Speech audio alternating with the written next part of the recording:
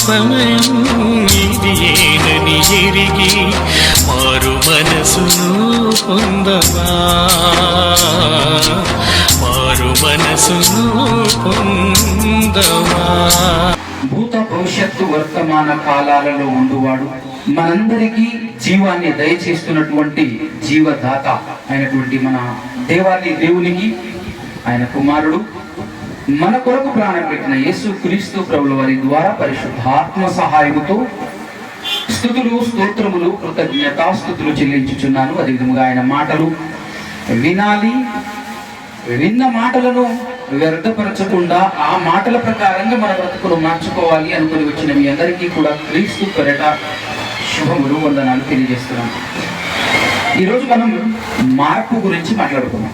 మార్పు ఒకవేళ టైటిల్ గా రాసుకోవాలి అని అనుకుంటే, మనిషి యొక్క మనస్సులోని మార్పు శరీరాన్ని బలి కోరుతుందా, మనిషి యొక్క మనస్సులోని మార్పు ఈ శరీరాన్ని బలి కోరుతుందా అనేది టైటిల్ గా మీరు రాసుకోండి. ఎందుకంటే ఈ ప్రపంచములోనే, ఈ విశ్వములోనే అతి పెద్ద ప్రాజెక్ట్ ఏంటన్నా ఉంటే, ఏదైనా ఉంటే పిల్లరా, అది ఇదే.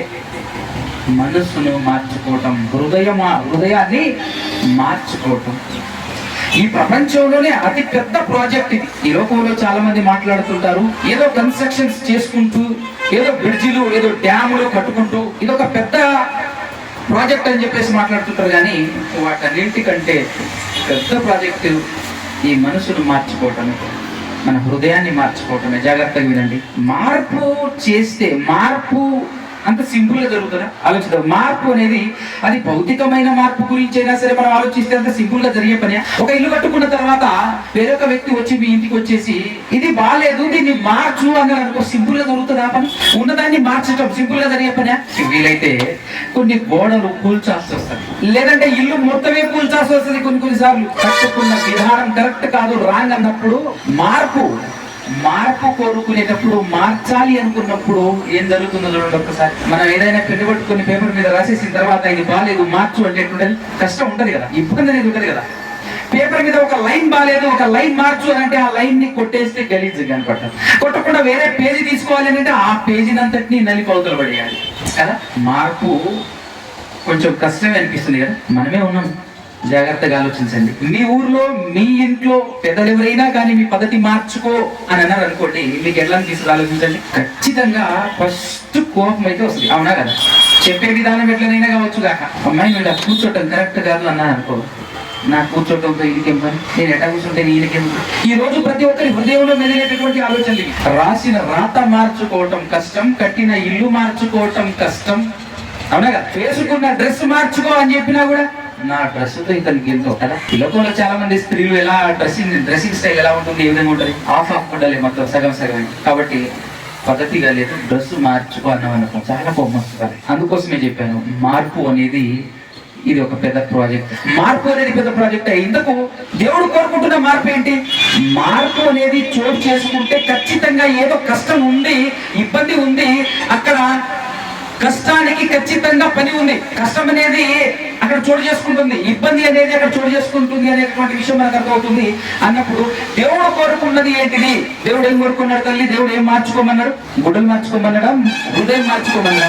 ఏం మార్చుకోమన్నాడు తల్లి? హృదయం మార్చుకోవటం అనేటటువంటి మాట చాలా సింపుల్ గా, మాట అయితే సింపుల్ గా ఉంది, కానీ ఇది ఎంత పెద్దదో తెలుసా మీకు? ఆంధ్రప్రదేశ్ లో రాజధాని మార్చుకోని అంటే ఎట్లుంటే చెప్పండి సార్. ఏపీ కదా మీది, ఎంత గొడవలు జరుగుతున్నాయి. రాజధాని మార్చుకో, రాజధాని మార్చేస్తే ఎంత గొడవలు జరుగుతున్నాయి, ఎంత అసలు ఎవరు ఒప్పుకుంటారా? ఏది మార్చాలా? ఎందుకు మార్చాలి? ఇలాంటిదే ఇది కూడా. మన మనసు రాజధాని, మన మనసు కూడా, మన హృదయం కూడా రాజధానే. దేనికి రాజధాని? ఒకసారి ఆలోచించండి. మన హృదయం దేనికి రాజధాని అండి? నీకు మాత్రమే కాదు, ఈ విశ్వానికి రాజధాని. ఏంటిది? నీ హృదయం. నీ హృదయం, నా హృదయం, మన హృదయం ఈ విశ్వానికి రాజధాని.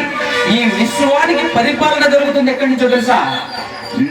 నా హృదయం నుంచే. అందుకోసమే దేవుడు ఒక చక్కటి మాట మాట్లాడాడు. ఎలాగా, ఏ విధంగా? మన హృదయమే ఈ విశ్వానికి రాజధాని. రాజధాని అంటే ఏంటో మీకు అర్థమైంది కదా. రాజధాని అంటే అక్కడి నుంచి పరిపాలన జరుగుతుంది. ఎక్కడి నుంచి? పరిపాలన అక్కడి నుంచే జరుగుతుంది. రూల్స్ అండ్ రెగ్యులేషన్స్ రావాలంటే అక్కడి నుంచే. కాబట్టి ఈ మన మనసు, మన హృదయం అనేది రాజధాని. దేనికి రాజధాని అంటే విశ్వానికి రాజధాని అని చెప్పారు కదా. ఎందుకు, ఎలా? ఏ విధంగా రాజధాని అనేటటువంటి విషయం మనం జాగ్రత్తగా ఆలోచిద్దాం. ఒక్కసారి యోబు గ్రంథం 38వ అధ్యాయం 33వ వచనం చదవండి. జాగ్రత్తగా వినండి పిల్లరా. ఆకాశ మండలపు కట్టడలను ఆకాశ మండలపు కట్టడలను నీవు ఎరుగుదువా అని అడుగుతున్నాడు దేవుడు. నీవు ఎరుగుదువా. నెక్స్ట్ దానికి దేనికి?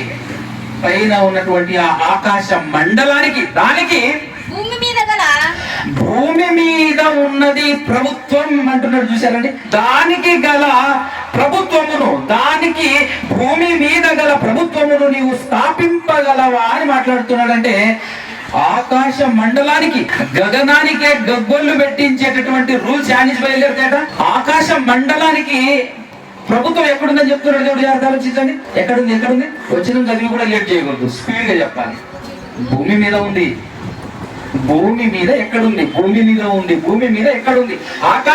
ఆకాశంలో ఉన్నటువంటి వాటన్నింటినీ కదిలించగలిగేటటువంటి ప్రభుత్వం భూమి మీద ఉందా అని ఆలోచించినప్పుడు ఒక్కసారి ఇదే యోబు గ్రంథం పక్కనే 37వ అధ్యాయంలో 12-13 వచనాలు చదవండి పిల్లలు. ఒక్కసారి 12-13 వచనాలు చదవండి. ఆయన వలన దేవుని వలన నడిపింపబడినవై నరులకు నివాస యోగ్యమైన భూగోళము. ఇదిగో జాగ్రత్తగా వినండి మీరు. మీకు ఇక్కడ అర్థం కావాల్సినటువంటి పాయింట్ ఏంటంటే ఆకాశ మండలానికి గల ప్రభుత్వం భూమి మీద ఉంది అన్నాడు ఇందాక కదా. ఈ భూమి మీద ఎవరున్నారని చెప్తున్నాడు ఇప్పుడు. ఈ భూమి మీద ఎవరున్నారట? అది ఈ భూగోళము నరులకు నివాస యోగ్యమైనదిగాను మెరుపును మేఘములను సంచారము చేయును. ఈ భూమి పైన, ఈ భూగోళము పైన మెరుపు మేఘములు సంచారం చేస్తాయంట. దాంతో పాటు ఆయన అంటే దేవుడు వాటిని ఆజ్ఞాపించినది యావత్తును అవి నెరవేర్చును. శిక్ష కొరకే గాని తన భూలోకము కొరకే గాని కృప చేయుటకే గాని ఆయన ఆజ్ఞాపించు దానిని అవి నెరవేర్చును. శిక్ష ఎవరికండి? శిక్ష ఎవరికి? దేవుడు శిక్ష చేయాలన్నా కృప చూపించాలన్నా, దేవుడు శిక్ష చేయాలన్నా కృప చూపించాలన్నా అన్నప్పుడు కృప ఎవరికి చూపిస్తాడు? శిక్ష ఎవరికి వేస్తాడు? జాగ్రత్త చెప్పండి. ఎవరికి వేస్తాడు? నరులకు వేస్తాడు. నరులకు శిక్ష వేయాలన్నా, నరులకు కృప చూపించాలన్నా దేవుడు ఆజ్ఞాపిస్తాడట. దేన్ని ఆజ్ఞాపిస్తున్నాడు? ఆకాశ మండలములో ఉన్న శక్తులను ఆజ్ఞాపిస్తున్నాడు. ఆకాశ మండలములో ఉన్నటువంటి శక్తులు దేవుని మాట విని ఆయన చెప్పినట్టు నడుచుకుంటున్నాయట. ఇంతకు ఆజ్ఞ బయలుదేరడానికి గల కారణం ఏంటో ఒకసారి ఆలోచించండి మీరు. ఆజ్ఞ బయలుదేరడానికి గల కారణం ఏంటి? భూమి మీద ఉన్న మనుషుల యొక్క హృదయం పాడైపోతే, భూమి మీద బ్రతుకుతున్న మనుషుల యొక్క హృదయము పాడైపోతే, వింటున్నారా జాగ్రత్తగా? భూమి మీద ఉన్న మనుషుల యొక్క హృదయము పాడైపోతే, భూమి మీద ఉన్న మనుషుల హృదయాలను బట్టి దేవుడు ఎవరిని ఆజ్ఞాపిస్తున్నాడు? ఆకాశ మండలాన్ని కదిలి. అర్థమవుతుంది మీకు? భూమి మీద బ్రతుకుతున్న మనుషుల యొక్క హృదయ ఆలోచనలను బట్టి ఎవరికి ఆజ్ఞాపిస్తున్నాడు దేవుడు? ఆకాశ మండలంలో తిరుగుతున్న మేఘాలను ఆజ్ఞాపిస్తున్నాడు. మీకు విషయం ఆల్రెడీ గుర్తుండే ఉండాలి. నోహు కాలంలో ఏం జరిగింది? జల ప్రళయం జరగటానికి గల కారణము ఎవరు? దానికి కేంద్ర బిందువు, దానికి గల సెంటర్ పాయింట్ ఏంది? ఏం జరిగితే ప్రపంచమే నాశనం అయిపోయింది? ఆ రోజు యావత్తు ప్రపంచమే మునిగిపోవటానికి, అనేక జంతువుజాలము చచ్చిపోవటానికి, నరులందరూ చచ్చిపోవటానికి గల కారకులు ఎవరో తెలియజెప్తారా కాస్త? ఒకవేళ మీకు అర్థం కాకపోతే 6వ అధ్యాయం ఆది కాండంలో ఉన్నటువంటి 6వ అధ్యాయంలో తెరిచి చూడండి, మీకు అర్థం అవుతుంది. అక్కడ 5 నుంచి చూడండి. భూమి మీద ఎవరున్నారండి? నరుల చెడుతనము భూమి మీద గొప్పదనియు వారి హృదయము గురించి మాట్లాడుతున్నాడు. అర్థమవుతుందా మీకు? వారి హృదయము యొక్క తలంపులలోని ఊహ అంతయు ఎల్లప్పుడు కేవలం చెడ్డదని దేవుడు చూచి తాను నరులను భూమి మీద ఈ నరులను సృష్టించినందుకు చేసినందుకు యెహోవా సంతాపము దేవుడు సంతాపము నుండి తన హృదయములో నొచ్చుకొనెను. తన హృదయంలో నేర్చుకున్నాడట. చూసారండి, ఎవరి హృదయం ఏమైపోతే ఎవరి హృదయం నొచ్చుకుంటుంది చూడండి, ఒక్కసారి ఆలోచించండి. ఈ భూలోకము మొత్తం నాశనం అవ్వటానికి కేంద్ర స్థానముగా ఏం కనపడుతుంది మనకు? నరుని హృదయం. ప్రియులారా, మనిషి యొక్క హృదయానికి ఇంత కెపబిలిటీ ఉందా? ఇప్పుడు మనం మాట్లాడుకున్నది రైటా కాదు, ఆలోచించండి ఒకసారి. ఆకాశ మండలము యొక్క కట్టడలు నీ వెరుగుదువా? దానికి భూమి మీద గల ప్రభుత్వము, నీవు స్థాపింప దానికి భూమి మీద గల ప్రభుత్వము అని అంటే, భూమి మీద ప్రభుత్వం ఎక్కడ నడుస్తుంది, దేన్ని బట్టి నడుస్తుంది అని అంటే మానవ హృదయమును బట్టే. అంటారు కదా, మానవ హృదయమును బట్టే. ఆది కాండం 6వ అధ్యాయంలో కంటిన్యూషన్ ఇంకో మాట చదువుతుంది అక్కడ. ఏమంటాడు? అప్పుడు యెహోవా నేను సృజించిన నరులతో కూడా జంతువులను పురుగులను ఆకాశ పక్షాదులను భూమి మీద ఉండకుండా తుడిచి వేసేస్తాను అని మాట్లాడుతున్నాడు. దీనంతటికి కారణం ఎవరు చెప్పండి? దీనంతటికి కారణం ఎవరు? ఇప్పుడు మనుషులందరూ చావటానికి, జంతువులు చావటానికి, ఆకాశ పక్షాదులు చావటానికి, పురుగులు చావటానికి, ఇవన్నీ చావటానికి కారకులు ఎవరు? కారణం ఎవరు చెప్పండి? నరుని హృదయం. అవునా కదా? ఏంటది? నరుని హృదయం. ఈ హృదయాన్ని బట్టి, ఈ హృదయమే ఈ విశ్వానికి కేంద్ర స్థానం అని చెప్పాను నేను. అవునా కదా? ఈ నరుని హృదయమే విశ్వమంతటికి రాజధానిదే. ఇది బాగుంటేనే లోకం బాగుంటది, ఇది పాడైతే లోకం పాడైపోతుంది. అంతేనా కదా? జంతువులు ఏమైనా తప్పు చేశాయా? పక్షాదులు ఏమైనా తప్పు చేశాయా? ప్రకృతి ఏమైనా పాపం చేసిందా? జంతువులు ఏమైనా పాడైపోయినాయా? ఏం పాడైపోయింది చెప్పండి? నరుని హృదయం పాడైపోయిందంతే. నరుని హృదయం పాడైపోతే దేవుడు సృష్టినే పాడు చేస్తున్నాడు. అంటే సృష్టినే ధ్వంసం చేస్తున్నాడు.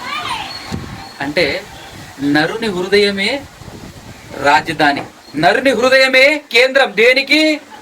ఆకాశ మండలానికి కాదు, భూమి మీద ఉన్నటువంటి సమస్తానికి కూడాను, ఆకాశమునకును భూమినికును, కంప్లీట్ ఈ సర్వ సృష్టికి కేంద్ర స్థానమే మన హృదయం. ప్రియుల, ఈ హృదయం ఎంత భయంకరమైనదో ఇర్మియా గారు చెప్పారు. ఒక్కసారి మీరు ఇర్మియా గ్రంథం 17వ అధ్యాయము 9-10 వచనాలు చదవండి ఒకసారి. హృదయం గురించి చాలా చక్కగా ఆయన మాట్లాడినటువంటి మాట. హృదయము అన్నింటికంటే హృదయం అన్నింటికంటే మోసకరమైనది. అది ఘోరమైన వ్యాధి కలది. ఆ పదాలు చూడు ఎట్లాంటివి ఉన్నాయో. అది మోసకరమైనది, ఘోరమైన వ్యాధి కలిగినదట హృదయము. దాన్ని గ్రహించగలిగే వాడు ఎవడు చెప్పు? దాన్ని ఎవరైనా గ్రహిస్తున్నారా? అవునా కదా? దాన్ని ఎవరైనా గ్రహిస్తున్నారా? ఈ రోజు ప్రస్తుత జనరేషన్ లో ఏం జరుగుతుందో చెప్పరా మీకు? ఎవరైనా ఒక మంచి మాట చెప్పారనుకోండి, ఎవరితో చెప్పాడో మంచి మాట ఆ వ్యక్తికి కోపం వచ్చింది, వస్తుంది. ఈ కాలంలో వస్తుంది. మంచిగా చెప్పాను కదా అన్నట్టు నువ్వు మంచిగా చెప్తే అతనికి కోపం వస్తుంది. కోపం వచ్చినప్పుడు అతను కొట్టడానికో తిట్టడానికో ట్రై చేస్తున్నప్పుడు చుట్టుపక్కల ఉన్నటువంటి వాళ్ళు వచ్చేసి వాళ్ళు ఏం చెప్తారు తెలుసా? ఈ కాలంలో పిల్లలు, ఏందయ్యా నీకేమైనా బుద్ధి లేదా? ఏందమ్మా నీకు బుద్ధి లేదా? మంచిగా చెప్పిండు కదా అని చెప్పరు. అయినా నీకెందుకయ్యా, ఆయన ఏం చేస్తే నీకెందుకు చెప్పు, నువ్వు ఎందుకు చెప్పడానికి పోయినవాడు? అవునా కదా? ఈ కాలంలో ఇప్పుడు ప్రస్తుత జనరేషన్ లో జరుగుతుంది ఇదేనా కదా? అంటే మంచి చెప్పడానికి ఒకటే తప్పు. నువ్వు ఎందుకు చెప్పినావు అనవసరంగా మంచి? నిన్నెవరు చెప్పమన్నారు? ఆయన పాడైపోతే ఏమైపోతే నీకెందుకయ్యా? అవునా కదా? ఎంత భయంకరంగా మారిపోయిందో చూసారా? అందుకోసమే ఎవడైనా గమనించగలుగుతున్నాడా? ఎవడు ఆలోచించగలడు? హృదయము బహుమోసకరమైనది, ఘోరమైన వ్యాధి కలిగినది. ఈ హృదయము లోబడట్లేదు, దేవుని మాటకు లోబడట్లేదు, మంచిని స్వీకరించట్లేదు. అసలు ఈ హృదయము ఇంత భయంకరమైనది గనుకనే ఈ హృదయమే ప్రపంచాన్ని ఏం చేస్తుంది? ఒక మాట ఉంటది, యేసుక్రీస్తు ప్రభుల వారు తన బోధనలో తను మాట్లాడినటువంటి ఒక మాట, హృదయము నిండు దానిని బట్టి నోరు మాట్లాడును కదా. నేను ఇప్పుడు ఇదే మాట ఇంకొక రకంగా చెప్తాను. హృదయము నిండు దానిని, హృదయములో ఉండు దానిని బట్టి నాలుక మాట్లాడుతుంది. చెప్పొచ్చా? ఎవరు మాట్లాడటం అంటే నాలుకే కదండి, అంతే కదా? ఈ నాలుక ఏం చేస్తుంది? ఒకసారి యాకోబు పత్రిక 3:6 చదవండి. నాలుక ఏంటిదట? నాలుక అగ్ని. నాలుక అగ్ని. మన అవయవములలో ఉంచబడిన పాప ప్రపంచమై సర్వ శరీరమునకు మాలిన్యము కలగజేయుచు ఈ ప్రకృతి చక్రం ఉందే చూసారా? ఈ ప్రకృతి చక్రమునే చిచ్చు పెడుతుందట. చిచ్చు పెడుతుంది. ఏంటిది? నాలుక. నాలుకకు ఆయువు ఇచ్చింది ఎవరు? నాలుకకు ఆ పదాలను ఇచ్చింది ఎవరు? హృదయం. నిధి హృదయంలో ఉంటుంది. నాలుక ఉట్టిగా మాట్లాడుతుంది. కానీ హృదయం నిండు దానిని బట్టి మన నాలుక మాట్లాడుతుంది. హృదయం నిండు దానిని బట్టి మన నాలుక మాట్లాడుతుంది. అర్థమవుతుందా? అంటే ఈ హృదయం ఎంత భయంకరమైందో మనకు అర్థం కావాలి పిల్లలు. అందుకోసమే చెప్పాను ఈ హృదయం మార్చుకోవటం అనేది ఒక బిగ్ ప్రాజెక్ట్ అని చెప్పాను. హృదయాన్ని ఈ ప్రపంచంలో కల్లా, ఈ విశ్వంలో కల్లా ఒక బిగ్ ప్రాజెక్ట్ ఏంటంటే హృదయం మారటమే. కాదు కూడదు అని అనుకుంటే ఒక్కసారి మీ హృదయాన్ని మీరే ట్రై చేయండి మార్చుకొని. ఇప్పటి వరకు మనం మన హృదయాన్ని మార్చుకున్నామా? యేసుక్రీస్తును నమ్ముకొని మనం అనుకొని మనల్ని మనం సాటిస్ఫై చేసుకుంటున్నది ఏందయ్యా అంటే నేను మారాను అనుకోవటమే తప్ప నిజంగా మారామా మనం? యేసుక్రీస్తును నమ్మకం ముందు బ్రతికి ఎలా ఉంది, యేసుక్రీస్తును నమ్ముకున్న తర్వాత బ్రతికి ఎలా ఉంది? ఒక్కసారి మీ యొక్క హృదయాన్ని మీరు పరిశీలన చేస్తే మీకే చెప్తుంది మీ హృదయం నేను మారను రా అని చెప్తాను. అలాగే ఈ హృదయం ఎంత భయంకరమైందో చూసారా? ఈ హృదయము ఎంత భయంకరమైనదన్న సంగతిని ప్రకృతి చక్రమునకు చిచ్చు పెడుతుంది. ప్రకృతినే సర్వనాశనం చేయగలిగేటటువంటి కెపాసిటీ ఈ మానవ హృదయానికి ఉంది అని చెప్పేసి దేవుడు నోవాహు కాలములో ఈ హృదయమును బట్టే, ఈ మానవ హృదయమును బట్టే, హృదయం పాడైపోయిన చెడిపోయినటువంటి ఈ హృదయమును బట్టే ప్రకృతి చక్రమునే ప్రకృతిని నాశనం చేయడం జరిగింది. జంతువులు, పక్షులు, జలచరాలు సమస్తము అన్ని జీవులు చచ్చిపోవటం జరిగింది. పిల్లలు అన్ని నాశనం అవటానికి గల కారణమైంది నీ హృదయం అన్న సంగతి ఆ రోజు దేవుడు నిర్ణయించుకొని ఆ దేవాది దేవుడు మానవ హృదయ మార్పు కోసం ఒక ప్రాజెక్టు చేపట్టాలనుకున్నాడు దేవుడు. తెలుసా, మనిషి యొక్క హృదయాన్ని మార్చడం కోసం దేవుడు నోవాహు కాలం తర్వాత, నోవాహు గారి తర్వాత చేపట్టాడు ప్రాజెక్ట్. ఆ ప్రాజెక్ట్ చేపట్టి నోవాహు గారి తర్వాత దేవుడు ఆ ప్రాజెక్టు కోసం నాకొక హృదయం కావాలి అనుకున్నాడు. నాకొక వ్యక్తి కావాలి, నాకొక నరుడు కావాలి అని వెతికాడు. అలా వెతికినప్పుడు నోవాహు తర్వాత దేవుడికి దొరికిన వ్యక్తి ఎవరో చెప్పండి ఒకసారి. చెప్పండి చూద్దాం ఒకసారి. ఎవరు దొరికారు? అబ్రహాము గారు దొరికారు. అవునా కదా? అబ్రహాము గారు దొరికారు. నోవాహు తర్వాత దేవుడు అబ్రహాముని సెలెక్ట్ చేసుకున్నాడు. అబ్రహామును పట్టుకున్నాడు. అబ్రహామును పట్టుకుని అబ్రహాముతో మాట్లాడినటువంటి మాటలు ఒక్కసారి చూడండి. ఏం మాట్లాడుతున్నాడు ఒక్కసారి. అబ్రహామును చేత పట్టుకుని ఆయన మాట్లాడినటువంటి మాటలు ఆదికాండం 22వ అధ్యాయం 15 నుంచి చూడండి. యెహోవా దూత రెండవ మారు పరలోకం నుండి అబ్రహామును పిలిచి ఇట్లనెను, ఇట్లా నేను నీకు ఒక్కడే అయి ఉన్న నీ కుమారుని ఇయ్య. నీకు ఒక్కడే అయి ఉన్న నీ కుమారుని ఇయ్య వెనక తీయక ఈ కార్యము చేసినందున. అంటే ఏం చేశాడు తెలుసా? ఫస్ట్ పరీక్షించాడు. ఎవరిని? అబ్రహాముని పరీక్షించాడు. అబ్రహామును పరీక్షించడం అంటే అబ్రహాం యొక్క హృదయాన్ని పరీక్షించాడు. అన కదా? ఈ రోజు కూడా మనందరి హృదయాలను దేవుడు పరిశోధన చేస్తున్నాడు, పరిశీలన చేస్తున్నాడు, పరీక్ష చేస్తాడు. ఖచ్చితంగా పరిశీలన చేస్తాడు. ఎట్లా చేస్తాడు, ఏ విధంగా చేస్తాడు అన్నప్పుడు అబ్రహాం గారికి ఎలా చేశాడు? ఒక్కగానొక్క కుమారుడట. ఒక్కగానొక్క కుమారుడు. చదవడు ఒకసారి. ఏమంటాడు? నీకు ఒక్కడే అయి ఉన్నా నీ కుమారుణ్ణి ఇయ్యటానికి వెనుదీయలేదు నువ్వు. ఒకసారి ఆలోచించండి. మీకే కనుక ఒకే ఒక కుమారుడు ఉన్నాడని అనుకోండి, చూద్దాం. ఆ కుమారుడికి కరోనా వచ్చింది అనుకో. కరోనా వచ్చినప్పుడు ఆ కుమారుడికి సీరియస్ అయింది. ఆక్సిజన్ లెవెల్స్ పడిపోయినాయి. హాస్పిటల్లో తీసుకెళ్లి జాయిన్ చేస్తే 30 లక్షలు అని అనుకో. ఏం చేస్తారు చెప్పండి? వెంటనే క్యాలిక్యులేట్ పెట్టుకుంటాం మనం. క్యాలిక్యులేట్ చేసుకుంటుంటే ఏంటంటే నా ఆస్తి మొత్తం ధర వస్తే 30 లక్షలు అవుతుందా? ఆలోచిస్తామా లేదా పిల్లలు? అయ్యేటట్టుగానే ఉంది అని అనుకో. ఆలోచిస్తామా? అస్సలు ఆలోచించకుండా ఏం చేస్తాం? కానివ్వండి, నా కొడుకు బ్రతకాలి. నా కొడుకు బ్రతికితే ఈ ఆస్తి మరలా సంపాదించుకుంటా. కొడుకు కోసం ఏం చేస్తున్నావు కదా? కొడుకు కోసం ఆస్తి అంత ఇస్తున్నావు. కొడుకునే ఏమంటే అంత మాట నొట్టుతావుగా, అంత మాట నొట్టు అంటావా లేదా? అప్పుడు దేవుడు అంటాడు, అమ్మా నీదేమైనా అడిగానా? నాది నాకిమ్మని అడుగుతున్నాను కదా అన్నాడు అనుకోండి. ఏమంటాం మన వాళ్ళు? నీదేమైనా అడిగానా? నేను నాదే నాకు ఇమ్మని అడుగుతున్నాను తల్లి, ఏవా అంటే కదా. ప్రతి ఒక్కరికి జరిగే పరీక్ష ఇదే. అందరికీ జరుగుతున్న పరీక్ష ఇదే అంటారా కదంటారా? ఇదే అంటే మీకు అర్థం కాలేదు అనుకుంటా. ఈ రోజు ఈ బిల్డింగ్ ఈ విధంగా నిలబడటానికి ఎవరు ఒక వ్యక్తి దానం చేస్తే కదా వచ్చింది. ఇవ్వగలిగాడు అని అంటే దేవుని భయం హృదయంలో ఉన్నట్టే కదా. అర్థమవుతుందా? ఎవరో ఇచ్చారు, మనం అందరం ఎట్లున్నాం? మనకేమైనా లేదా? మనం అనుకుంటే ఇది గట్టలే. మన బిడ్డోడికి ఏదైనా కరోనా వచ్చి ఈ విధంగా హాస్పిటల్లో పడితే, ఇందాక చెప్పినట్టు పడితే, మనం ఇంట్లో నుంచి మా దగ్గరే ఉందయ్యా అంటున్నాం. మనమే 10 లక్షలు తీసుకోవాలి కదా, చెప్పండి. కానీ ఈరోజు దేవుని పని కోసం మనం ఎంత ఇవ్వగలుగుతున్నాం? ఏమి ఇవ్వగలుగుతున్నాం? నువ్వు ఏమి ఇచ్చినా నీది రూపాయి ఇవ్వట్లేవు. నువ్వు అది 100% గుర్తుపెట్టుకోవాల్సినటువంటి విషయం. నువ్వు ఎంత ఇచ్చినా నీది మాత్రం కాదు. అవునా కాదా? ఒప్పుకుంటారా ఒప్పుకోరు? దీన్ని దేవుడిచ్చిన భూమి మీద పని చేసుకొని, దేవుడిచ్చిన విత్తనాలతో, దేవుడిచ్చిన నీళ్లతో, దేవుడిచ్చిన గాలితో, దేవుడిచ్చిన ఈ శరీరముతో, దేవుడిచ్చిన శక్తితో ఏం చేస్తున్నాం? సంపాదించుకుంటున్నాం కదా. నీది అంటూ ఏమైనా ఉందా ఇక్కడ? నా శరీరం అనుకున్నా ఇది నువ్వు తయారు చేసుకునేవి కాదు. నా ల్యాండ్ అనుకున్నా కూడా ఆ ల్యాండ్ ఏమి నీది కాదు, నువ్వేం తయారు చేసుకోలేదు కదా. ఒరిజినల్ గా 10 లక్షలు పెట్టి కొన్నానండి అంటావు నువ్వు. 10 లక్షల్లో ఈ ల్యాండ్ వస్తుందా? 20 కోట్లు పెట్టి ఇంత మట్టి తయారు చేసి చూద్దాం, మట్టిని వాడకుండా. 20 కోట్లు పెట్టు, 100 లక్షల కోట్లు పెట్టు, ఇంత మట్టి తయారు చేసి చూద్దాం, మట్టిని ముట్టుకోకుండా.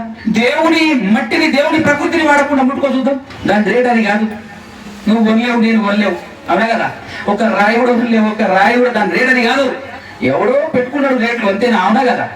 నేను నీకు ఇస్తా, దీని మీద నడవటానికి, దీని మీద ఏమన్నా చేసుకోవటానికి నేను పర్మిషన్ ఇస్తా అంటున్నాడు. ఇంకో ఆయన దానికి ఇస్తున్నాం డబ్బులు, అంతేగాని ఆయనది కాదు.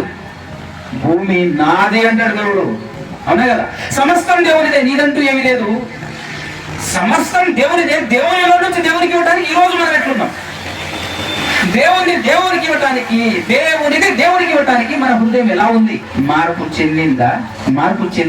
ఈ మార్పును చేపట్టాడు. ఈ మార్పు ఖచ్చితంగా రావాలి అని చెప్పేసి అబ్రహాము గారితో ఒక అద్భుతమైనటువంటి కార్యక్రమం చేపట్టి ఆయనను పరీక్షించి, ఆ పరీక్షలో ఆయన పాస్ అయిన తర్వాత నీ ద్వారా నేను ఒక కార్యక్రమం చేపడుతున్నానని తదనంతర వాక్యాలు చదవండి ఒకసారి.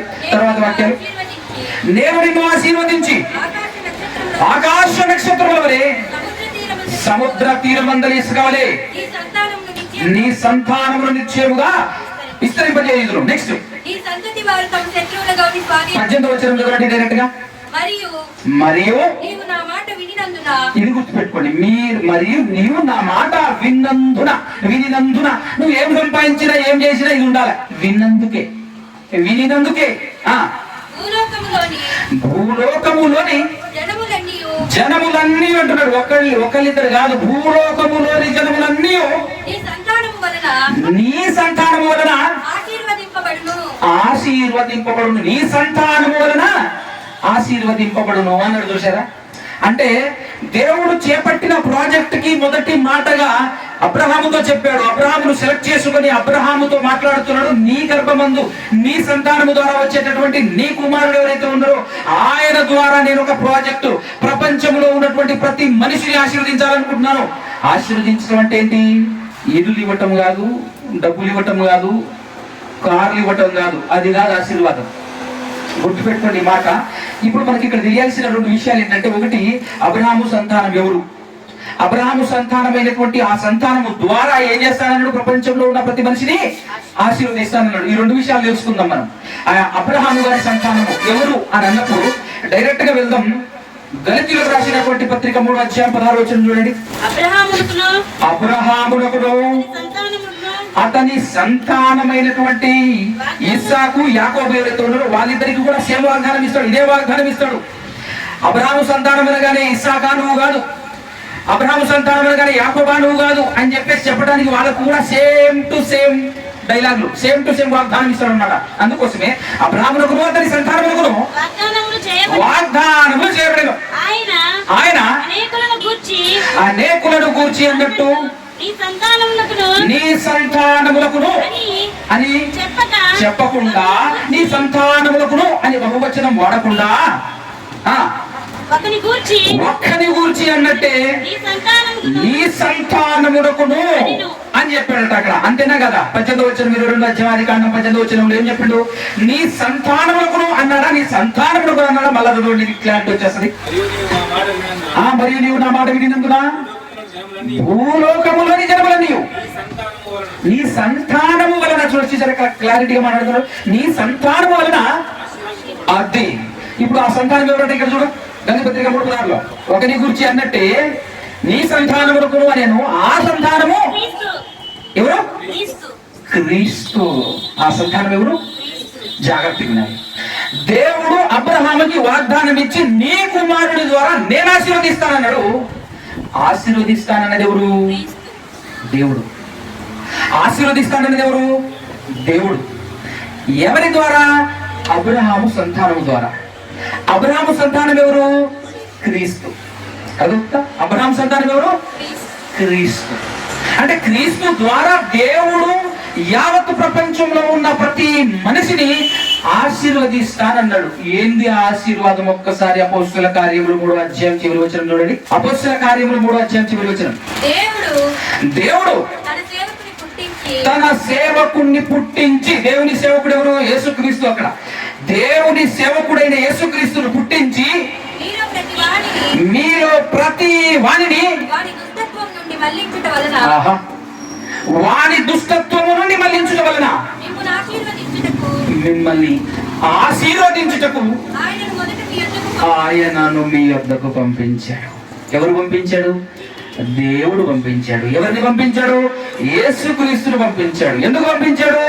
మన హృదయాలను మార్చటానికి. చూసారా ఎక్కడ చేపట్టాడండి ప్రాజెక్టు? ఎక్కడ మాట్లాడాడు దేవుడు? చెప్పండి ఒక్కసారి. అబ్రహాము. ఎప్పుడైతే నరుల హృదయం పాడైపోయిందో, ఎప్పుడైతే నరుల హృదయం పాడైపోయిందని, పాడైపోయిన నరుల హృదయములను బట్టి సృష్టిని దేవుడు నాశనం చేశాడో, ఆ రోజు ఆ తదనంతరము దేవుడు తీసుకున్న నిర్ణయం మనుషుల యొక్క హృదయాలను మార్చాలనే ప్రాజెక్ట్ చేపట్టాడు. మనిషి యొక్క హృదయాన్ని, అంటే దుష్టత్వంలో బ్రతుకుతున్న ప్రతి మనిషిని దుష్టత్వంలో నుంచి మళ్లించడానికి, దుష్టత్వంలో నుంచి మళ్లించేటటువంటి ఒక బిగ్ ప్రాజెక్ట్ చేపట్టాడు దేవుడు. ఎప్పుడు ఎప్పుడు ఎప్పుడు ఆదాము కాలములోనండి. ఆదాము కాలం అంటే ఇక్కడి నుంచి మొదలు పెడితే ఎన్ని సంవత్సరాలు తెలుసా? యేసుక్రీస్తు ప్రభువు వారి లోకానికి వచ్చి ఎన్ని సంవత్సరాలు అయింది? యేసుక్రీస్తు ప్రభువు వారి లోకానికి వచ్చి 2000 సంవత్సరాలు. యేసుక్రీస్తు నుంచి అబ్రహాము వరకు ఎన్ని సంవత్సరాలు అయింది? 2000. అది 2000, ఇది 2000. 4000 సంవత్సరాలు. 4000 సంవత్సరాలు. ఇప్పటికి అబ్రహాము గారికి దేవుడు చేసినటువంటి వాగ్దానము, ఆ వాగ్దానము దాని అర్థం ఏంటి? ఆ వాగ్దానానికి అర్థం ఏంటంటే మానవ హృదయాలను మార్చాలనే ప్రాజెక్టు, మానవ హృదయములను మార్చాలి అనేటటువంటి ప్రాజెక్టు చేపట్టాడు దేవుడు. ఇప్పుడు 4000 సంవత్సరాల క్రితం, నేటి నుంచి మొదలు పెట్టుకుంటే. కానీ క్రీస్తుకు ముందు, క్రీస్తు రాక కంటే ముందు 2000 సంవత్సరాల ముందే ఆయన చెప్పాడు. కానీ మధ్యలో ఒకటి ఎంటర్ అవుతుంది. మధ్యలో ఒకటి ఎంటర్ అవుతుంది. ఏంటిది చెప్పండి? ధర్మశాస్త్రం ఎంటర్ అవుతుంది. ఒరిజినల్ దేవుని ప్రణాళిక ప్రతి మనిషి యొక్క హృదయాన్ని మార్చాలన్నది ఆయన చేపట్టిన ప్రాజెక్ట్. అవునా కదా? అబ్రహాము కుమారుడైన ఇస్సాకు కుమారుడైన యాకోబు కుమారులందరూ కలిసి ఐగుప్తుకు బానిస సంఖ్యలలో మగ్గుతున్నప్పుడు మోషే ద్వారా ఐగుప్తులో నుండి వారిని విడిపించుట కొరకు మోషేను పంపించినప్పుడు ఆ మోషే ద్వారా, మోషేను బట్టి ధర్మశాస్త్రమును దేవుడు ఇవ్వటం జరుగుతుంది. మధ్యలో ధర్మశాస్త్రాన్ని ఎందుకు పెట్టాడు? అసలు ఆలోచించండి. మధ్యలో ధర్మశాస్త్రం ఎందుకు వచ్చింది? అసలు ధర్మశాస్త్రం నీ సంకల్పం కాదు కదా, ధర్మశాస్త్రం అనేది కాదు కదా. కొత్త నిబంధన ప్రకారం ప్రపంచంలో ఉన్న ప్రతి మనిషి యొక్క హృదయాన్ని మార్చడమే కదా నీ ప్రాజెక్ట్. అదే కదా అబ్రహాముతో చెప్పావు. అబ్రహాముతో అన్న మాట అదైతే మధ్యలో ఎంటర్ అయింది ధర్మశాస్త్రం. ఎందుకు అని అన్నప్పుడు గలతీ పత్రిక 3వ అధ్యాయము 17, 16 చదివాం కదా. 17 చదవండి ఒకసారి. ఇప్పుడు నేను చెబుతున్నది ఏంటంటే, నేను చెప్పేది ఏంటంటే 430 సంవత్సరములైన, అర్థమవుతుందా? 430 సంవత్సరాలైన తర్వాత, 430 సంవత్సరాలైన తర్వాత వచ్చింది ధర్మశాస్త్రం. దేనికి 430 సంవత్సరాల తర్వాత ధర్మశాస్త్రం వచ్చింది? దేవుడు అబ్రహాముతో ఒక ప్రాజెక్ట్ చేపడతానని వాగ్దానం చేశాడు. ఆ వాగ్దానం చేసిన తర్వాత 430 సంవత్సరాలకు ధర్మశాస్త్రం ఎంటర్ అయింది అంటే దగ్గర ఒక 500 అనుకుంటే, మోషే గారు ధర్మశాస్త్రం మొదలుపెట్టి క్రీస్తు వరకు 1500 సంవత్సరాలు. 15 + 5 ఎంత? 2000 సంవత్సరాలు. అవునా కదా? అందుకోసమే క్రీస్తు నుంచి అబ్రహాముకి 2000 సంవత్సరాలు. ఈజీగా లెక్క తెలిపోతుందా లేదా? రైట్. అందుకోసమే 400 సంవత్సరాల తర్వాత ధర్మశాస్త్రం ఎంటర్ అయింది. దేవుడు తన ప్రాజెక్ట్ ని ముందు పెట్టాడు. కొత్త నిబంధన గురించి ముందు చెప్పాడు, క్రీస్తు గురించి ముందు చెప్పాడు. క్రీస్తు ద్వారా జరగబోయేటటువంటి, క్రీస్తు ద్వారా దేవుడు ప్రపంచ ప్రజలందరి యొక్క హృదయాలను మార్చాలి అనేటటువంటి ఉద్దేశం ముందు చెప్పాడు. అది చెప్పిన తర్వాత 430 సంవత్సరాల తర్వాత ఎంటర్ అయింది ధర్మశాస్త్రం. ఎందుకు ఎంటర్ అయింది? కంటిన్యూషన్ చదవండి ఒకసారి. వాగ్దానమును వాగ్దానం ఏదైతే ఉందో కొత్త నిబంధనకు సంబంధించింది, క్రీస్తుకు సంబంధించింది, హృదయాలను మార్చే ప్రాజెక్ట్ సంబంధించినటువంటి ఆ వాగ్దానం ఏదైతే ఉందో ఆ వాగ్దానము నిరర్ధకము, ఆ వాగ్దానమును నిరర్ధకము చేయనంతగా చేసేంతగా పూర్వమందు అంటే ధర్మశాస్త్రానికి పూర్వమందు దేవుని చేత స్థిరపరచబడిన నిబంధన అదే కొత్త నిబంధన దేవుని చేత వాగ్దాన రూపంలో స్థిరపరచబడింది. క్రీస్తును పంపిస్తాను, క్రీస్తు ద్వారా ప్రపంచ ప్రజల యొక్క హృదయాలు మారుస్తాను అని చెప్పినటువంటి ఆ నిబంధన కొట్టివేయబడదు. ఈ రెండు తర్వాత 430 సంవత్సరాల తర్వాత ఇవ్వబడినటువంటి ధర్మశాస్త్రం ఉందే, ఈ ధర్మశాస్త్రము దాన్ని కొట్టేదు. దేన్ని? కొత్త నిబంధనగా వాగ్దాన రూపంలో కొత్త నిబంధన ఇవ్వబడింది అక్కడ అబ్రహాము గారికి. దాన్ని పాత నిబంధన కొట్టేది. పాత నిబంధన అంటే ధర్మశాస్త్రము దాన్ని కొట్టివేయదు. ఆ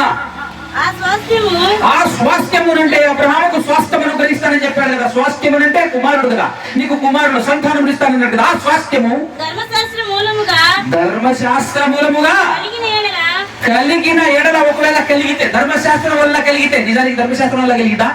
ధర్మశాస్త్రం రాకముందే కలిగింది కదా. ధర్మశాస్త్రం వల్ల కలిగిన ఎడల ఇక వాగ్దాన మూలముగా కలిగినది కాదు.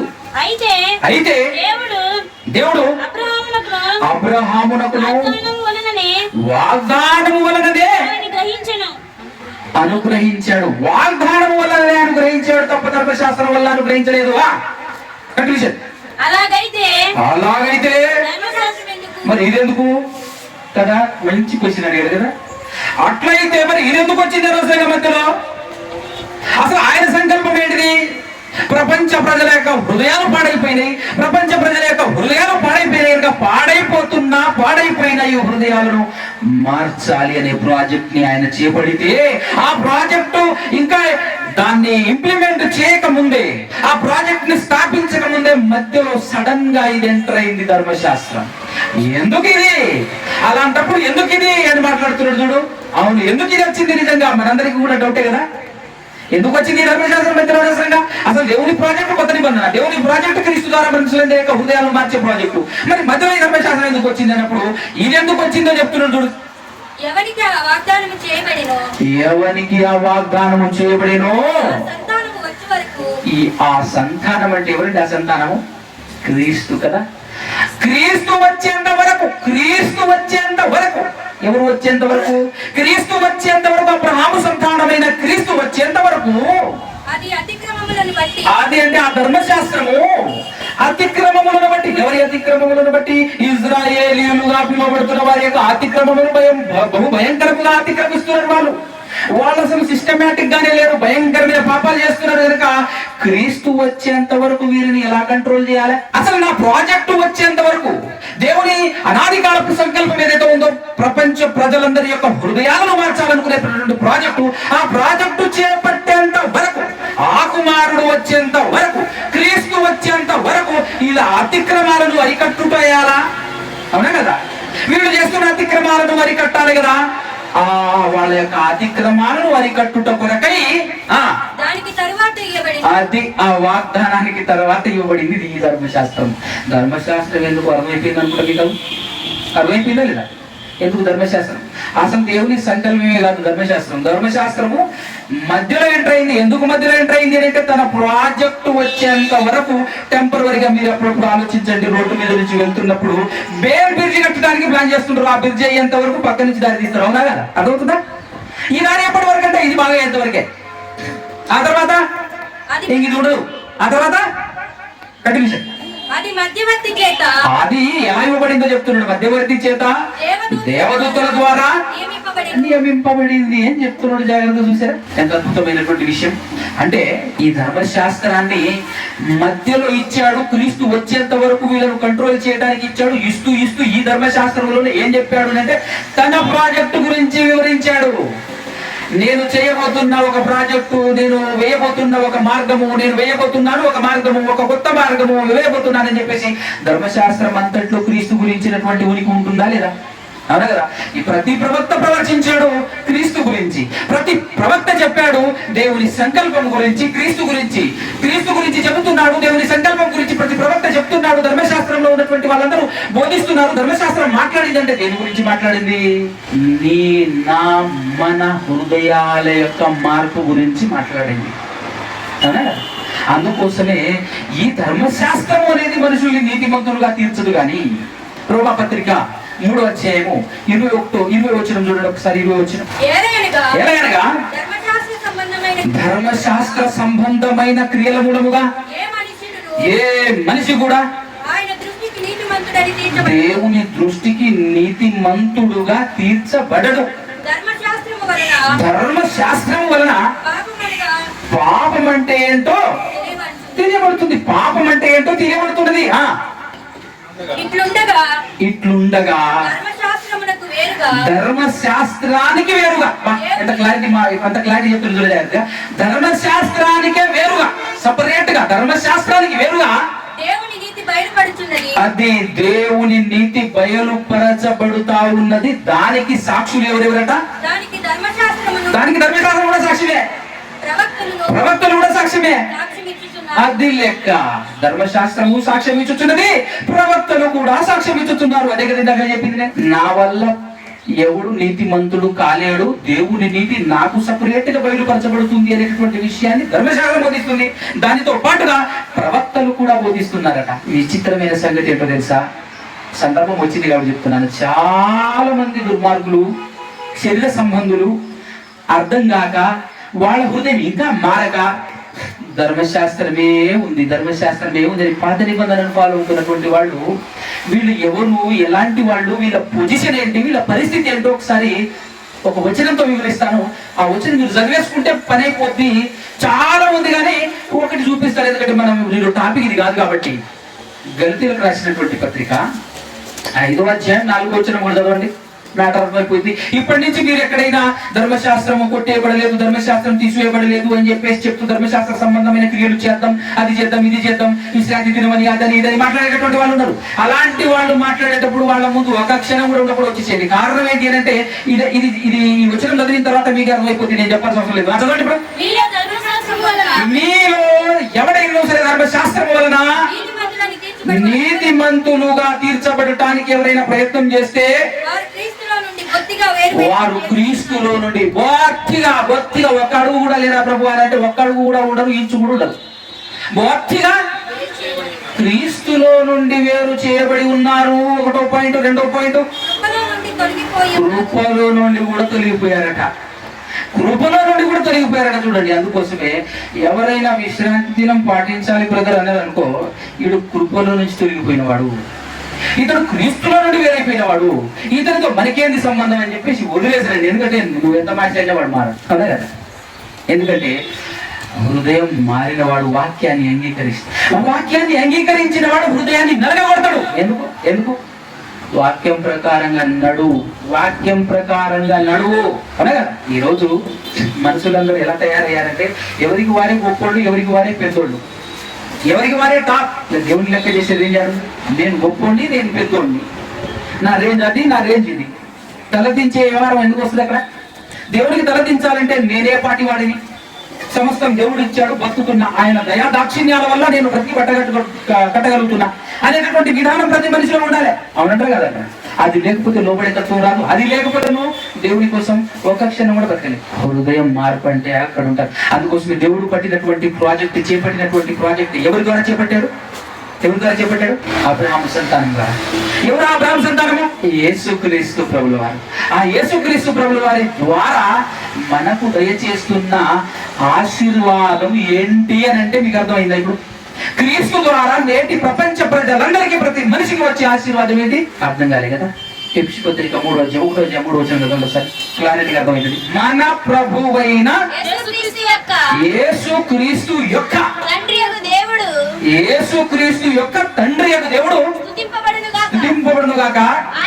ఆయన క్రీస్తునందు, దేవుడు యేసుక్రీస్తు నందు, జాగ్రత్తగా వినండి, పరలోక విషయములో నా భూలోక విషయములో నా పరలోక విషయంలో ఈరోజు చాలా మంది మేము క్రైస్తవులం అంటే మేము క్రైస్తవులు అనుకునేటువంటి చాలా మంది పాపం పొరబడిపడుతున్నారు. ఏమన్నా తెలుసా? భూలోక సంబంధమైన ఆశీర్వాదం వస్తుంది క్రీస్తు నమ్ముకుంటే.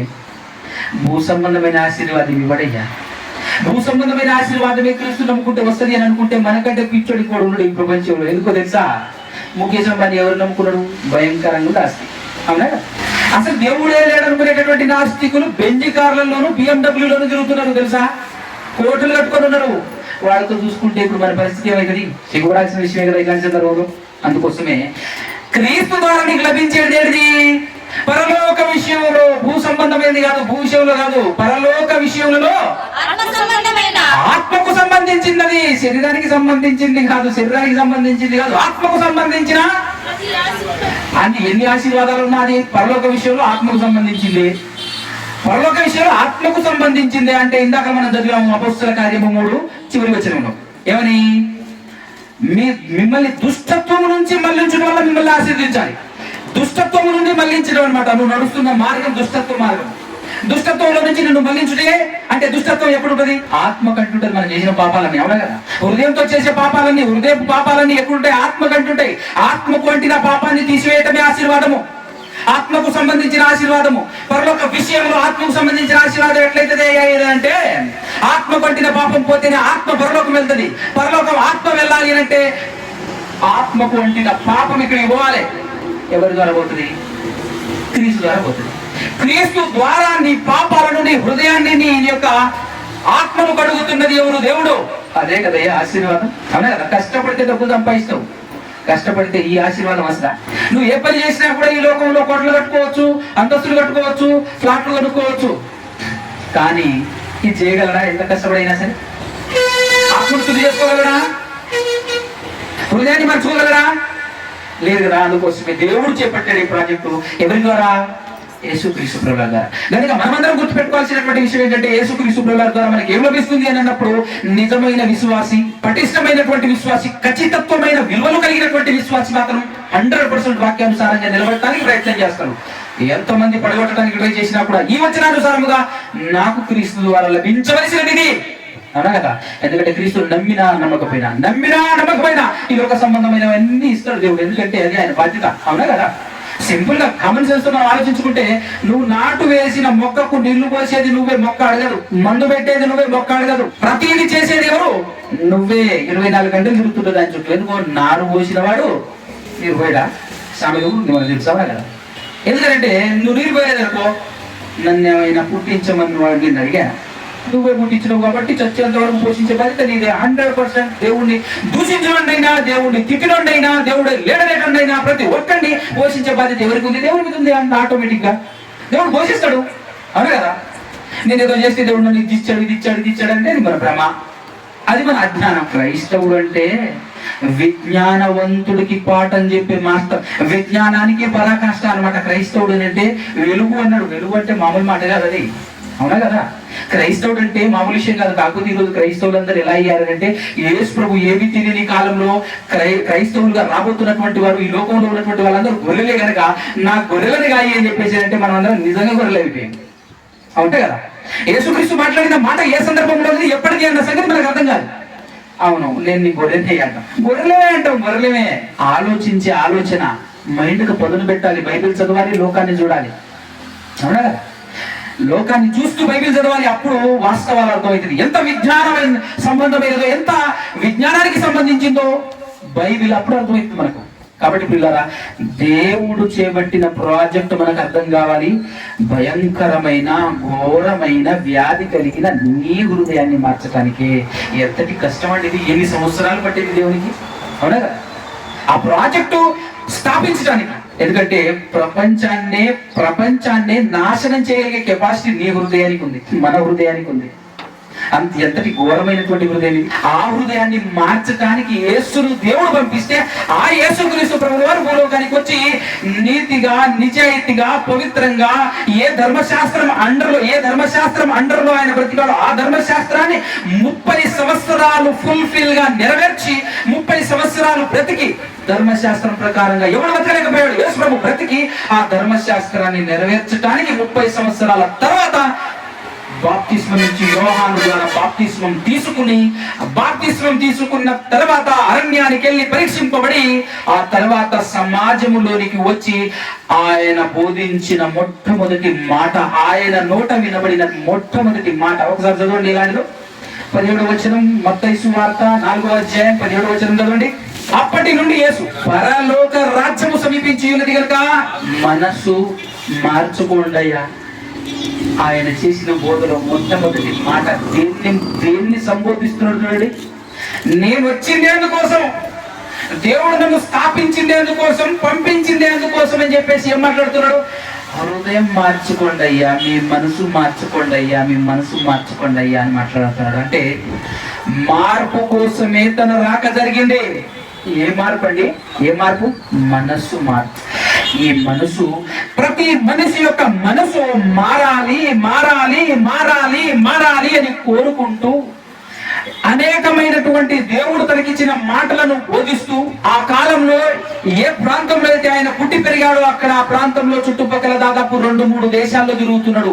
గలిలయ దేశం, సమరయ దేశం, యూదయ దేశం, 3 దేశాల చుట్టూ తిరుగుతున్నాడు. ఏ మాటను పట్టుకొని అంటే మనిషి యొక్క హృదయాన్ని మార్చాలి. హృదయాన్ని మార్చగలిగేది దేవుని మాట ఒక్కటే. ఈ ప్రపంచంలో దేవుని మాట మాత్రమే మార్చగలదు. ఎందుకు దేవుని మాట మాత్రమే మార్చగలదు అని అంటే దేవుడే సృష్టించాడు ఈ హృదయాలను కదా. దేవుడే సృష్టించాడు కనుక దేవుని మాట మాత్రమే మార్చగలదు అని దేవుని మాటను చేత పట్టుకొని తిరుగుతున్నాడు యేసుక్రీస్తు ప్రభువు వారు. తిరుగుతూ మాట్లాడుతున్నాడు, మన హృదయం మార్పు కోసం తిరుగుతున్నాడు, మన హృదయం మార్పు కోసం ఆయన కష్టపడుతున్నాడు. కానీ మారని హృదయాలు, మార్పును కోరని హృదయాలు, మా హృదయాలు మారవు అని అనుకొని మార్పును అంగీకరించలేని హృదయాలు, మార్పు ఇష్టం లేని హృదయాలు ఏం చేసే తెలుసా? యేసు ప్రభుని హింసించి హింసించి హింసించి చంపగలిగి. మార్పు లేని హృదయాలు, మారలేని హృదయాలు, మారని హృదయాలే యేసుక్రీస్తు వైపు కన్నెర్ర చేసింది, యేసుక్రీస్తును బలి కోరింది. యేసుక్రీస్తు యొక్క శరీరాన్ని ఆకాశానికి భూమికి మధ్యలో వేలాడదీసిందండి. అవునా కదా?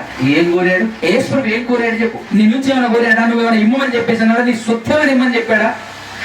నీ హృదయం మారాలి అంటే, నీ హృదయము మారాలి. ఎలా మారాలి అంటే మంచిగా మారాలి, పరిశుద్ధంగా మారాలి, నీతిగా మారాలి, నీతి కొరకు మారాలి అని చెప్పేసి మాట్లాడితే చంపేసింది, యేసుక్రీస్తును చంపేసింది. ఈ రోజుకి మన హృదయం అలానే ఉందా లేదా జాగ్రత్తగా ఆలోచించండి. మన హృదయాలు మారాయా? కరాఖండిగా ఇక్కడ ఉన్నటువంటి బోధకుడు కరాఖండిగా మాట్లాడితే మీలో ఎంతమంది మిగలగలరు? చర్చలో ఒక్కసారి ఆలోచించండి.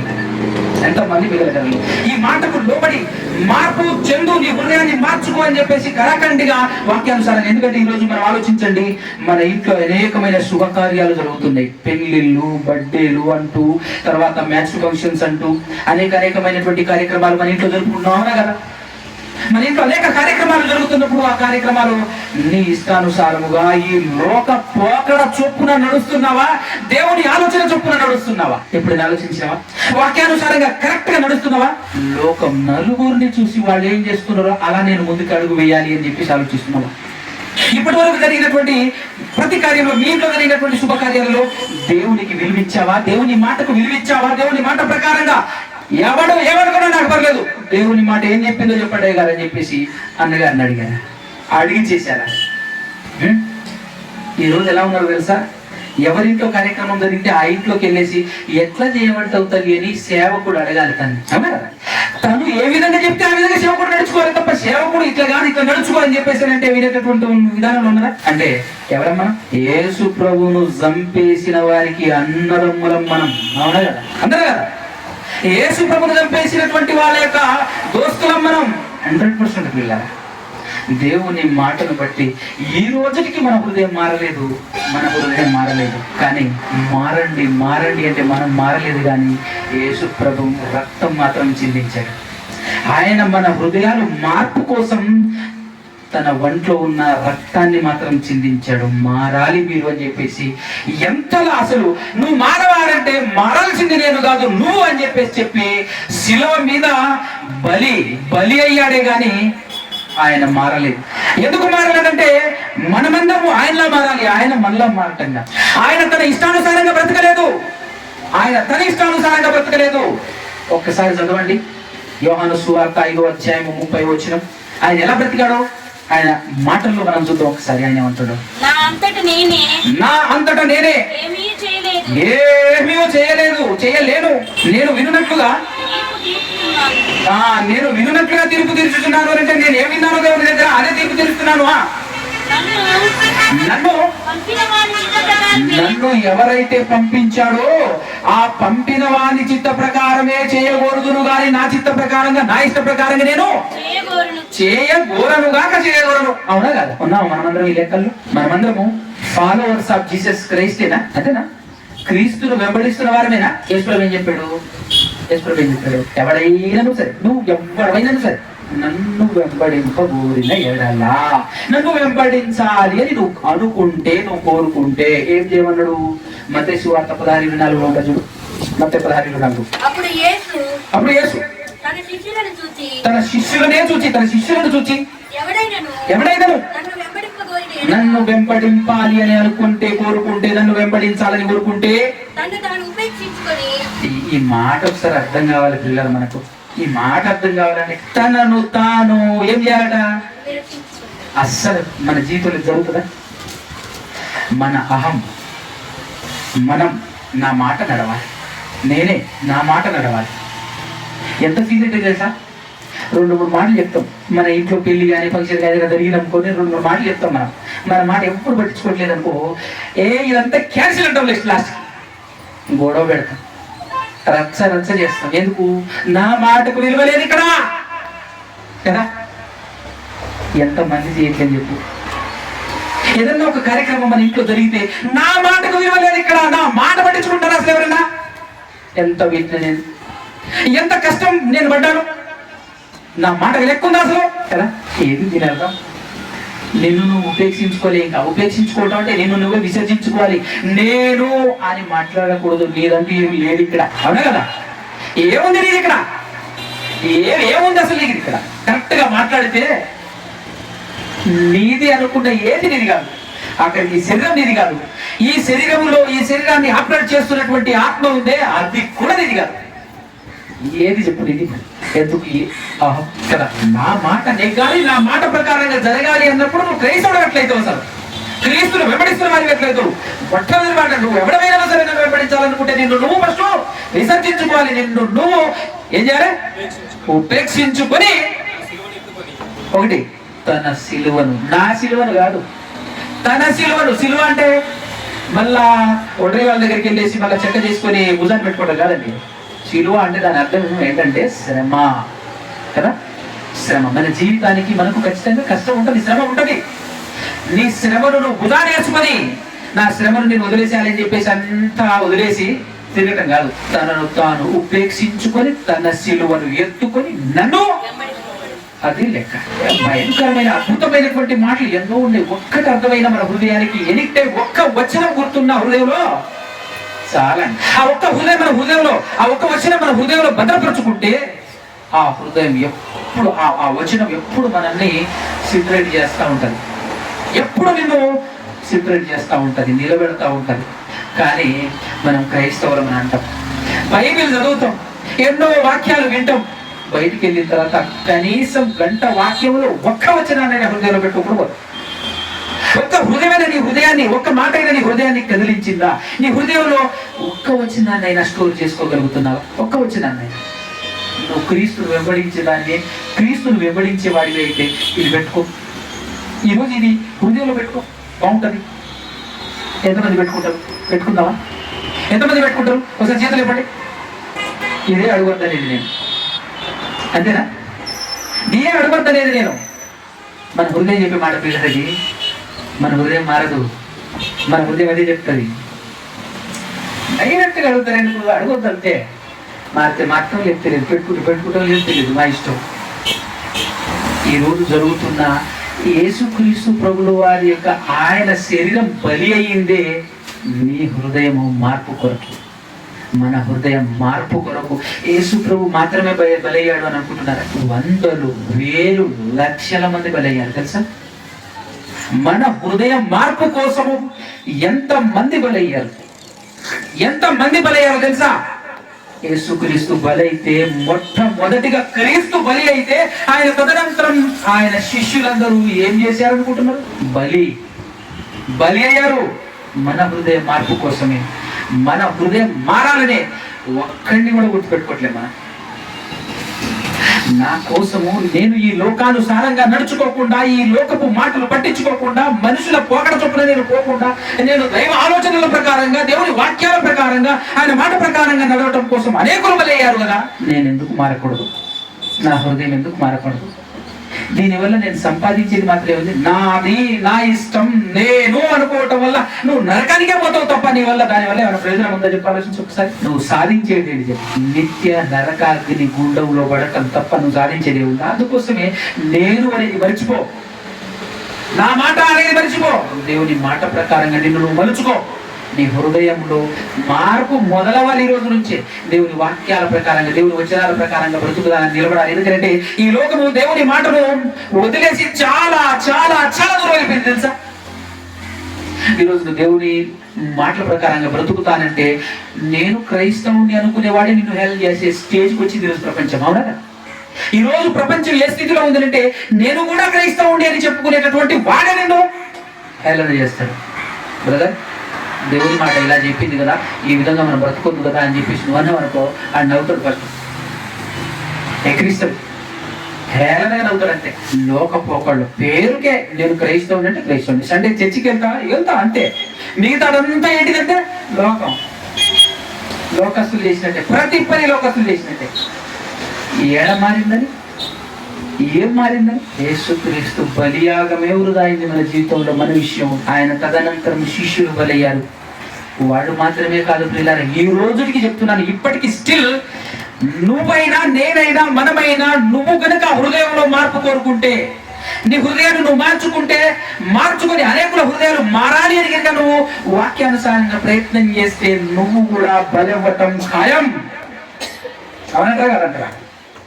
నీ హృదయం మార్పు నీ శరీరాన్ని బలి కోరుతుందా అని అంటే, మానవ మనస్సును మార్చాలి అనుకుంటే నువ్వు ఖచ్చితంగా బలి అవ్వక తప్పదు. అందుకోసమే చెప్పాడు యేసుక్రీస్తు ప్రభుల వారు యోహాను పత్రిక, మొదటి పత్రికలో ఒక మంచి మాట మన కోసం రాయబడింది చూడండి. మొదటి పత్రిక 3వ అధ్యాయము 16వ వచనం. ఆయన మన నిమిత్తము, యేసుక్రీస్తు ప్రభుల వారు మన కోసం, మన నిమిత్తం అంటే మన కోసం తన ప్రాణము పెట్టాడు గనుక దీని వలన ప్రేమ ఎలాంటిదో తెలుసుకొనుచున్నాము అన్నాడు. ఎవరి గురించి అన్నాడు? మన గురించి కాదు. అవునా కదా? ఎందుకంటే మనకు అర్థం కావట్లేదు. ఆయన మన కోసం బలయ్యాడు, మనల్ని ఎంతగా ప్రేమించాడు. మన హృదయం మారాలని, మారితే మనకే లాభం. యేసుప్రభుకి లాభం ఉందా? మన హృదయం మారితే ఎవరికి లాభం? మనకే లాభం. మనం లాభపడాలని, మనం ప్రాఫిట్ పొందాలని, మన హృదయం మార్చుకొని మనం లాభంలోనికి వెళ్ళాలని ఎవరు చనిపోయారు? యేసుప్రభు చనిపోయారు. ఆయన తదనంతరం అనేక మంది శిష్యులు, మన అన్నలు చచ్చిపోయారు, మన కోసం చచ్చిపోయారు. అవునా కదా? ఏది నీలో మార్పు, ఏది మనలో మార్పు? అవునా కదా పిల్లలు? ఈ రోజు నుంచి అయినా సీరియస్గా తీసుకుందాం ఆ వచనాన్ని, వాక్యాన్ని. ఎవరైతే సీరియస్గా తీసుకుంటారో వాళ్ళే పరలోకం చేరుతారు, వాళ్ళే వాళ్ళ ఆత్మను రక్షించుకుంటారు. ఏదో కామన్గా మీటింగ్లు జరుగుతూనే ఉంటాయి, ప్రతిసారి మీటింగ్లు జరుగుతూనే ఉంటాయి, ఈ సంవత్సరం పోతే మళ్ళీ వచ్చే సంవత్సరం కూడా మీటింగ్ జరుగుతారు, మళ్ళీ అటెండ్ అవుతాం అంతే అని. మీటింగ్లు ఈరోజు ప్రస్తుత జనరేషన్లో మీటింగ్లు కూడా కామన్ అయిపోయింది తెలుసా? లైవ్ తీసుకుంటారు. అద్భుతమైనటువంటి దేవుని మాటలు మన హృదయం వెలిగింపబడాలని, మన హృదయం మార్పు చెందాలని చెప్పేసి దేవుడు మనల్ని ప్రేమించి, అప్పుడు ప్రేమించి తన ప్రియకుమారుని బలి చేశాడు. ఇప్పుడు ప్రేమించి మన హృదయాన్ని వెలిగించడానికి ప్రయత్నం చేస్తున్నాడు. మనం మాత్రం అలానే ఉంటాం, జడ పదార్థం లెక్క. అనగా మార్పే ఉండదు. లైట్ లిబరల్ అయిపోయిందా? కడుపు నిండా భోజనం చేశామా? ఏమిందో ఎవరు ఒక్కడు కూడా ఒక్క భోజనం కూడా ఉంటుండదు. అసలు తినతర ఏమైనా ఉంటుందా? మంచిగా జరిగిందనుకో మీకు. కానీ పిల్లలు దయచేసి ఆలోచించండి. మనం మారటం కోసం, నువ్వు మంచిగా మారటం కోసం, నీ హృదయం మార్పు కోసం ఏం మారాలి అంటే, నేను కాదు సమస్తం దేవుడు అనగలగాలి. నా ఇష్టం కాదు, నా మాట కాదు, దేవుని మాట ప్రకారంగా జరిగించు అనగాలి. నీ జీవితంలో, నీ ఇంట్లో జరిగే ప్రతి కార్యంలోనూ, అన్ని విషయంలోనూ ప్రతి విషయంలో నేను కాదు నన్ను ఎందుకు అడుగుతారు, దేవుడిని అడగండి, దేవుని మాట ప్రకారంగా ముందుకు సాగండి. మరి మీ పిల్లలు మీ మీ బంధువులు వాళ్ళు ఏమైతే నాకు ఎందుకండి? అవునా కదా? వాళ్ళు ఈరోజు ఇబ్బంది పడతారు, రేపు ఏమవుతారు? మారుతారు, వాళ్ళు అర్థం చేసుకుంటారు. ఎందుకంటే నష్టపోయేది నేను వాళ్ళ మాటల ప్రకారంగా వెళ్తే మా బంధువులు ఇబ్బంది పడతారనో, అవునా కదా? మా ఇంట్లో ఉన్నటువంటి వాళ్ళు ఇబ్బంది పడతారనో, మనం ఏం చేస్తాం? దేవుడి దూరం చేస్తాం. అయ్యి ఒక్కసారి కానీ ఇది ఒక్కసారికి ఇట్లా కానీ ఇట్లా కానీ ఎన్నో శుభకార్యాలకు వెళ్తుంటే ఏది జరుగుతుంది తెలుసా? ఎవరికి పిలుస్తున్నాం మనం? లోకస్తులని, మనుషులని. వాళ్ళు ఇబ్బంది పడతారు, వీళ్ళు ఇబ్బంది పడతారు, ఆయన ఫీల్ అవుతారు, ఈయన ఫీల్ అవుతారు. దేవుడు మాత్రం ఫీల్ కాదు కదా. నీకు సమస్తమును ఇచ్చి పోషిస్తున్నటువంటి దేవుడిని మాత్రం లెక్క చేయకుండా ఆయనకు విలువిస్తున్నావు అంటే నువ్వు వాక్యానుసారముగా బ్రతికి నీ హృదయం మారితే కూడా నీకేమొస్తుంది? శ్రమ వస్తుంది. అదే చెప్పాడు యేసు ప్రభు. నీ హృదయం మారిందా ఈ లోకంలో నీకు శ్రమ వస్తుంది. ఎవరి వల్ల వస్తుంది? ఫస్ట్ నీ కుటుంబీకుల వల్లనే వస్తుంది. ఏది నువ్వు ఇట్లా చేస్తున్నావు, ఏది నువ్వు ఇట్లా నలుగురు ఎట్లా చేస్తారు? వాళ్ళ ఫంక్షన్ జరిగినప్పుడు ఎట్లా జరిగింది అంటే చేయాలి, నువ్వేం ఎట్లా చేస్తున్నావు అంటాడు. అంతే ఇంట్లో ఉన్న వాళ్ళే. ఇదంతా కాదు, ఇదంతా కుదరదు. అందరు చేసినట్టే చేయాలి. ఫంక్షన్లో డీజే పెట్టాలి, డీజే పెట్టిన తర్వాత సినిమా పాటలు దంచాలి, ఇష్టం వచ్చినట్టు ఎగరాలి, అనే కదా. ఈ ఏరియా అంతా క్రైస్తవులేనట డీజే పెట్టుకునే గుర్తు. యేసు ప్రభువు వాస్తవాలే చెప్పాడు. వాస్తవాలు చెప్పడంతో మారని హృదయాలకు కోపం వచ్చింది. కోపం వచ్చిన హృదయాలు పరిగెత్తుకొచ్చింది, కొట్టి చంపేసి. మీరు చంపినా నీతి నిజాయితీలో బ్రతికినోడు జావడు అని చెప్పడానికి యేసు ప్రభువు 3వ దినాలు మళ్ళీ ఆయన్ని తిరిగి లేపారు. ముందు వాళ్ళు ఎగిరించారు, తర్వాత యేసు ప్రభు ఏమన్నాడు? ఆటముగా వేడుకు కనిపించాడు వాళ్ళకి శిలువ చేత జీవోత్సవంతో తిరిగి లేచి ఇప్పుడు చంపండి నిరాయుధులుగా చేశాడు. ఇప్పుడు యేసు ప్రభువుని చంపే ఆయుధం ఉందా ప్రపంచంలో? లేదు. అంతే రేపటి దినాన నీ పరిస్థితి కదా అంతే. కాబట్టి ఆయనను మాదిరిగా పెట్టుకుని నిన్నెవ్వడేం చేయలేడు. దేవుడు నీ తరఫున ఉండగా ఫీల్ అయ్యేటోడు ఈరోజు ఫీల్ అవుతాడు, రేపు ఆయన దగ్గర. చిన్న ఇన్ఫర్మేషన్ ఇస్తాను మీకు. స్టార్టింగ్లో నాకు కూడా అలానే జరిగింది. క్రీస్తును నమ్ముకున్న తర్వాత వాక్యానుసారంగా బ్రతకాలి, కళాఖండిగా ఆ విధంగా బ్రతకాలి అని చెప్పేసి దేవుడు నన్ను ఆకర్షించిన విధానంలో నేను బ్రతుకుతుంటే మా ఇంట్లో నుంచి వ్యతిరేకత స్టార్ట్ అయ్యి ఇంట్లో నుంచి వెలివేశాను కూడా. ఇంట్లో నుంచి బయటికి వెళ్ళిపోయాను నేను. భయంకరమైన తిట్లు, భయంకరమైనటువంటి శాపనార్థాలు పెట్టాను ఇంట్లో వాళ్ళే. వీళ్ళందరూ దూరం అవుతారు కదా అని చెప్పేసి నేను దేవుడిని దూరం చేసుకుంటే ఈ రోజు ఈ స్థితికి నేను వచ్చేవాడిని కాదు. విచిత్రం ఏంటో తెలుసా? వాళ్ళందరినీ దూరం చేసుకొని నేను నా దేవుడు నాకు కావాలని చెప్పేసి బయటకు వెళ్ళటంతో ఏం జరిగిందని అంటే దేవుడు నన్ను ప్రేమించి అబ్రహాము గారికి ఎలాగైతే నీ కుమారుడు ఇవ్వు అన్నప్పుడు వెనకాడకుండా ఇచ్చేస్తే మరలా ఇచ్చేస్తాడు దేవుడు తీసుకోకుండా.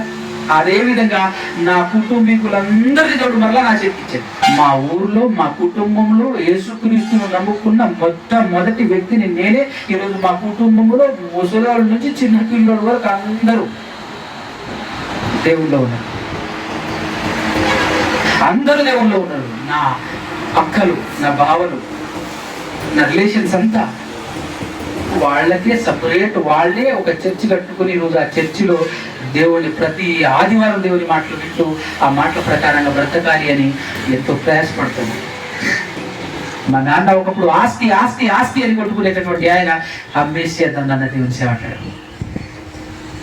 అంతకంటే ఏం కాదు చెప్పు? దేవుడు ఇచ్చిన ఘనత కదా. నువ్వు ఒక అడిగేసి చూడు, అదే చేయం మనం. అమ్ము పోతుందేమో చెప్పాను కదా. ప్రతి వ్యక్తికి జరుగుతున్న పరీక్ష అబ్రహాముకు జరుగుతున్న పరీక్ష అని.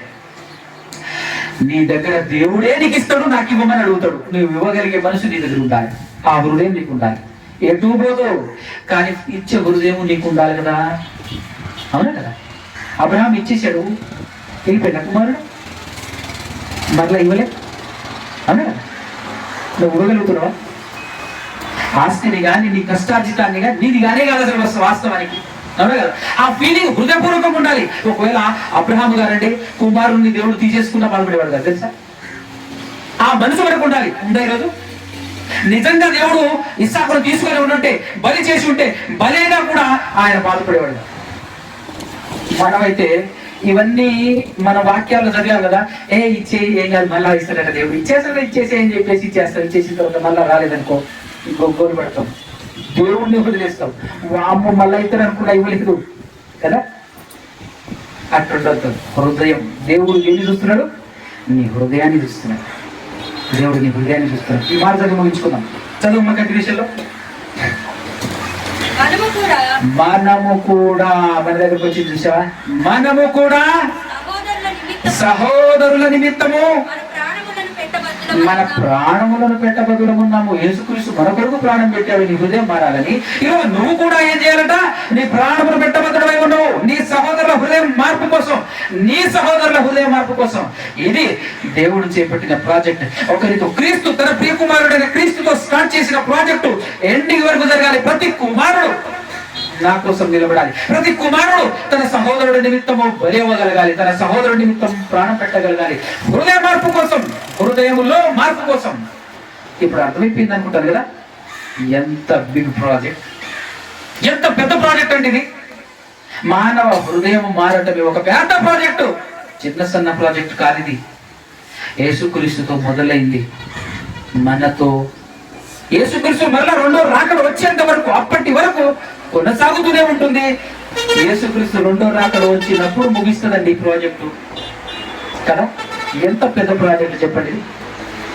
అవునంటారు కదంటారా, బిగ్ ప్రాజెక్టా కదా. సమస్తం హృదయం చుట్టూ జరుగుతుంది పిల్లలు. కనుక మీ హృదయం మార్చుకోండి, మన హృదయం మారాలి, మన హృదయం మారాలి. మన కోసం ఎందరెందరో బలయ్యారు, ఎందరెందరో బలయ్యారు తెలుసా. కాబట్టి ఏముంది చెప్పు ఈ లోకంలో, ఏముంది ఈ జీవితంలో. అవునా, ఈరోజు చచ్చిపోతే రేపు 2 రోజులు లెక్క పెడతారు ఈ లోకంలో అన్నారు మిగిలిన వాళ్ళు. ఏమో అనుకుంటాం కానీ ఎవరు మిగిలిన ఉన్నదే గోల్డెన్ డేస్ అనుకుని ఈ జీవితంలో ప్రతి దినం ఈ రోజు దేవుణ్ణి వ్యతిరేకంగా నేను ఏమైనా చేశాను? దేవుని మాటల ప్రకారంగానే నేను బ్రతుకుతున్నానా? నా హృదయం దేవునికి వ్యతిరేకంగా ఉందా? దేవుని మాటల ప్రకారంగా బ్రతుకుతుందా? దేవునికి వ్యతిరేకంగా ఏమన్నా నాకు ఆలోచనలు ఏమైనా వస్తున్నాయా అనేటటువంటి ఆలోచనలు ప్రతి దినం ప్రతి క్షణం ఆలోచించుకుంటూ ముందుకు సాగితే మన జీవితం ధన్యం. మనం దేవుని దగ్గరికి చేరుకోగలం. యేసుక్రీస్తు ప్రభువారు మన కోసం బలైనటువంటి ఆ బలియాగం, దేవుడు చెప్పిన ప్రాజెక్టు మన విషయమే సక్సెస్ అయినట్టు మనమందరము మన జీవితంలో ఆ ప్రాజెక్ట్ ని సక్సెస్ చేస్తూ ముందుకు వెళ్ళాలని కోరుకుంటూ నా మాటలు ముగిస్తున్నాను. ప్రతి ఒక్కరి నిమిత్తమై క్రీస్తు బలియాడని మీ హృదయంలో గుర్తు పెట్టుకొని మరి ప్రతి దినం బ్రతకాలని కోరుకుంటూ ముగిస్తున్నాను. ప్రార్థన చేసుకుందాం. కళ్ళు మూసుకొని తల్లి వచ్చినట్లయితే చిన్న ప్రార్థన చేసుకుందాం. సర్వోన్నతుడా